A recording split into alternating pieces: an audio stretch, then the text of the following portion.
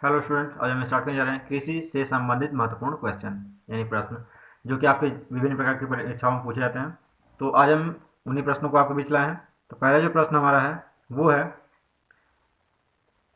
भारत में हरित क्रांति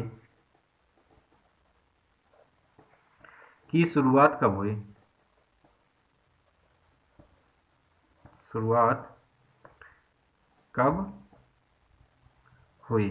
ठीक है, तो इसका आंसर हम आपको बताते हैं, यानी इसका उत्तर कुछ लोग जानते होंगे, कुछ लोग नहीं जानते होंगे। तो जो नहीं जानते वो भी जान जाए, जो जानते तो उनके लिए तो बहुत ही अच्छा है कि रिपीट हो जा रहा है उनका।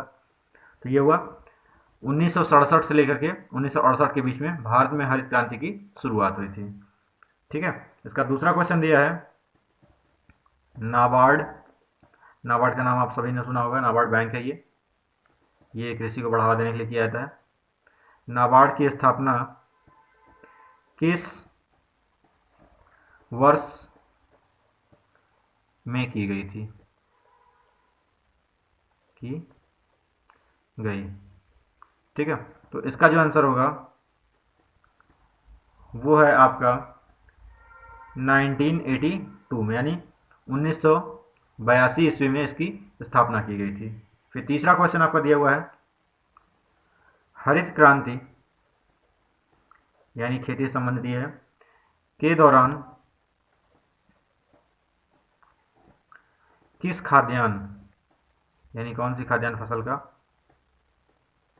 किस खाद्यान्न में सर्वाधिक वृद्धि हुई?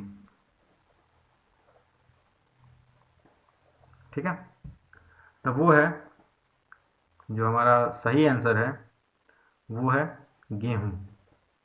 यानी कि हरित क्रांति में हम सबसे ज़्यादा जो वृद्धि हुआ था उत्पादन का वो हुआ था गेहूं की खेती में। ठीक है, फिर इसका 4 नंबर क्वेश्चन दिया हुआ है आपका, श्वेत क्रांति यानी दूध से संबंधित ये क्रांति है का संबंध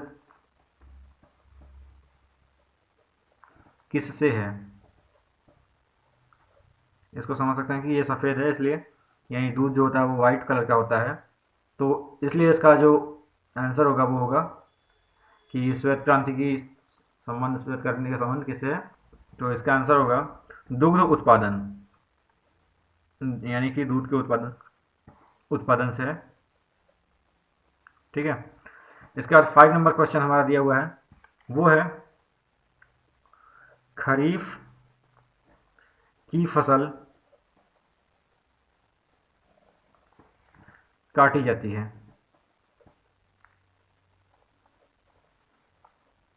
जो खरीफ की हम फसल करते हैं, खेती करते हैं, उसकी फसल कब काटी जाती है, यानी किस महीने में काटी जाती है?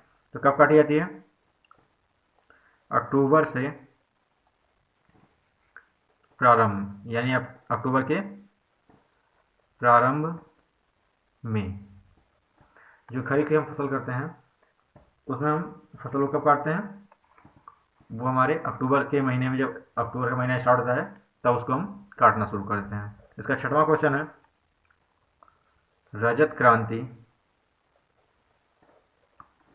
संबंधित है। रजत क्रांति का संबंध किससे है? ये इसका क्वेश्चन है। तो इसका जो आंसर होगा वो होगा कुक्कुट से। ठीक है, यानी रजत क्रांति जो होती है वो कुक्कुट से संबंधित है। और इसका 7वां क्वेश्चन हमारा जो दिया हुआ है वो है, खरीफ फसल कौन सी फसल है? ठीक है, खरीफ की फसल जो होती है, खरीफ फसल कौन सी फसल है, यानी खरीफ फसल में कौन कौन से खाद्यान्न के सामान आते हैं?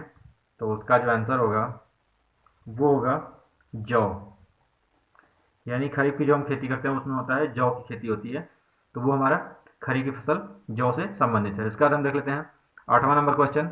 8वें नंबर क्वेश्चन में हमको पूछा गया है, नीली क्रांति नीली क्रांति किससे संबंधित है?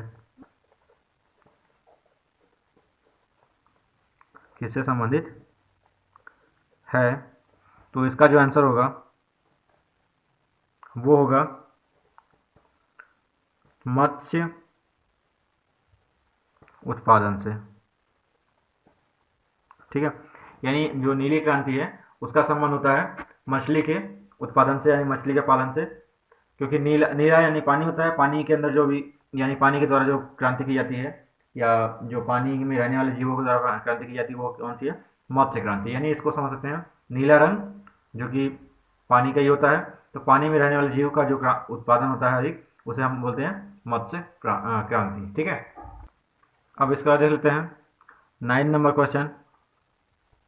आर्थिक नियोजन के युग में या युग के आरंभ में भारत की सकल राष्ट्रीय आय का हिस्सा या भारतीय सकल राष्ट्रीय आय के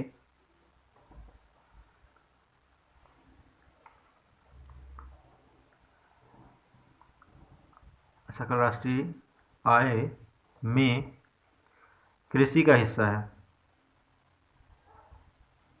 का हिस्सा है। यानी कितना है कृषि का हिस्सा, उसको देख लेते हैं।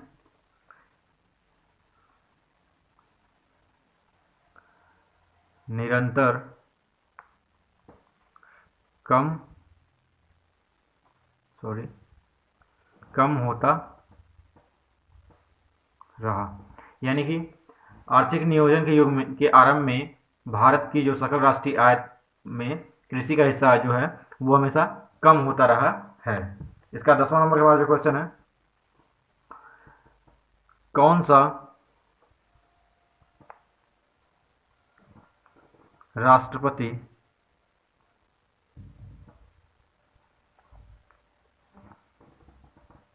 बागवानी मिशन NHM